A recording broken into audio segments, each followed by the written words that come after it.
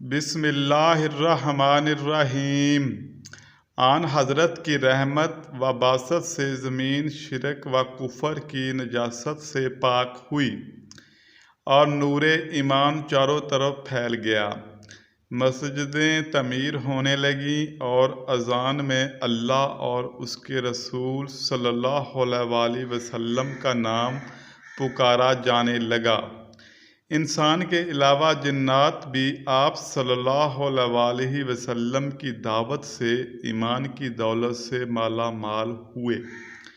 بارگاہ الہی سے ایک فرشتے نے حاضر ہو کر کہا کہ آپ صلی اللہ علیہ وآلہ وسلم کا رب ارشاد فرماتا ہے کہ اگر آپ صلی اللہ علیہ وآلہ وسلم چاہیں تو پیغمبری کے ساتھ بندگی و فقیری اختیار کریں، اور اگر چاہیں تو نبوت کے ساتھ بادشاہت اور امیری لے لیں، مگر آپ صلی اللہ علیہ وآلہ وسلم نے پیغمبری کے ساتھ بندگی کو پسند فرمایا۔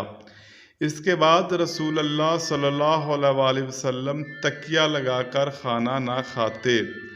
عدی بن حاتم طائی پہلے عیسائی تھے جو اپنی قوم کے سردار تھے اور غنیمت میں سے حسب قاعدہ جاہلیت چوتھا حصہ لیا کرتے تھے۔ جب اس کو رسول اللہ صلی اللہ علیہ وآلہ وسلم کی بعثت کی خبر ملی تو وہ بھاگ کر ملک شام کو چلے گیا، مگر ان کی بہن پیچھے رہ گئی اور گرفتار ہو کر بارگاہ رسالت میں آئی۔ اس نے عرض کیا کہ آپ صلی اللہ علیہ وآلہ وسلم مجھ پر احسان کریں، اللہ تعالیٰ آپ صلی اللہ علیہ وآلہ وسلم پر احسان کرے گا۔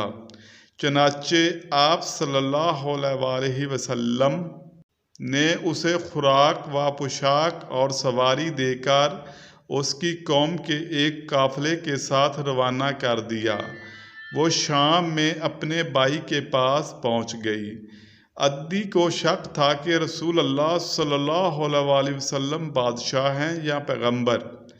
بہن نے مشورہ دیا کہ تم خود جا کر دیکھ لو۔ چنانچہ وہ بیان کرتا ہے کہ جب میں مدینہ پہنچا تو رسول اللہ صلی اللہ علیہ وآلہ وسلم مسجد میں بیٹھے ہوئے تھے۔ میں نے سلام عرض کیا۔ آپ صلی اللہ علیہ وآلہ وسلم نے پوچھا تم کون ہو؟ میں نے کہا عدی بن حاتم طائی ہوں۔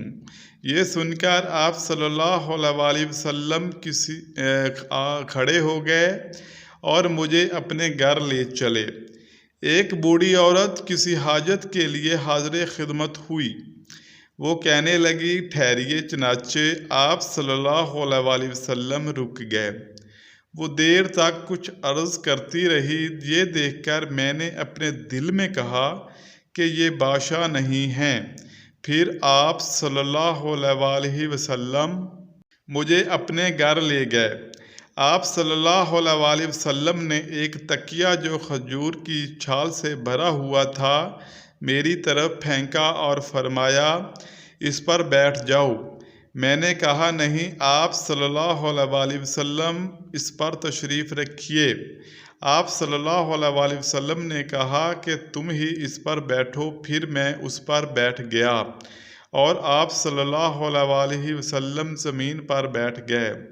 یہ دیکھ کر میں نے اپنے دل میں کہا کہ بادشاہ کا یہ حال نہیں ہوا کرتا۔ آپ صلی اللہ علیہ وآلہ وسلم نے کبھی کھانے کو عیب نہیں لگایا۔ خواہش ہوتی تو کھانا کھا لیتے ورنہ چھوڑ دیتے۔ آپ صلی اللہ علیہ وآلہ وسلم بیواؤں اور مسکینوں کے ساتھ چلتے اور ان کی حاجت پوری فرماتے۔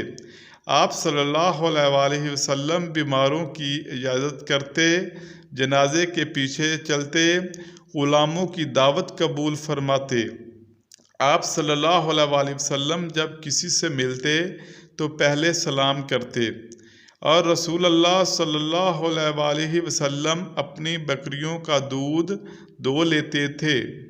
حضرت بلال مؤذن رسول اللہ صلی اللہ علیہ وآلہ وسلم کے خزانچی تھے۔ ایک دن عبداللہ حوازنی نے ان سے آپ صلی اللہ علیہ وآلہ وسلم کے خزانے کا حال پوچھا۔ انہوں نے کہا کہ آن حضرت صلی اللہ علیہ وسلم کے پاس جو کچھ نہیں رہتا بعثت سے وفات تک یہ کام میری تحویل میں تھا۔ جب کوئی بھوکا ننگا مسلمان آپ صلی اللہ علیہ وسلم کے پاس آتا، رسول اللہ صلی اللہ علیہ وسلم مجھے حکم دیتے، میں کسی سے قرض لیتا اور چادر خرید کر اسے اڑاتا اور کھانا کھلاتا۔ ایک دن ایک مشرک مجھ سے ملا اور کہنے لگا، بلال، میرے پاس بہت گنجائش ہے، تم مجھ سے قرض لیا کر۔ میں نے ایسا ہی کیا۔ ایک دن میں وضو کر کے اذان دینے لگا، دیکھتا ہوں کہ وہ مشرک تاجروں کی ایک جماعت کے ساتھ آ رہا ہے۔ اس نے مجھے دیکھ کر کہا، او حبشی، وعدے میں کتنے دن ہیں؟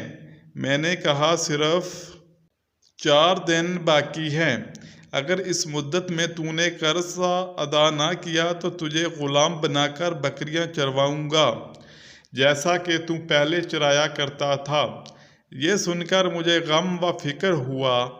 آپ صلی اللہ علیہ وسلم عشاء کی نماز پڑھ کر دولت خانہ تشریف لے گئے تو میں وہاں حاضر خدمت ہو کر عرض کیا، یا رسول اللہ صلی اللہ علیہ وسلم، وہ مشرک جس سے میں قرض لیا کرتا تھا، اس نے مجھ سے کہا ہے، آپ مجھے اجازت دیں تو میں بھاگ کر کسی مسلمان قبیلہ میں چلا جاتا ہوں۔ جب ادائے قرض کے لیے کچھ خدا سامان کر دے گا تو میں واپس آ جاؤں گا۔ غرض میں اپنے گھر آ گیا۔ صبح ہوتے ہی چلنے لگا تو کیا دیکھتا ہوں کہ ایک شخص دوڑتا ہوا آ کر کہتا ہے، بلال، رسول اللہ صلی اللہ علیہ وسلم تجھے یاد فرما رہے ہیں۔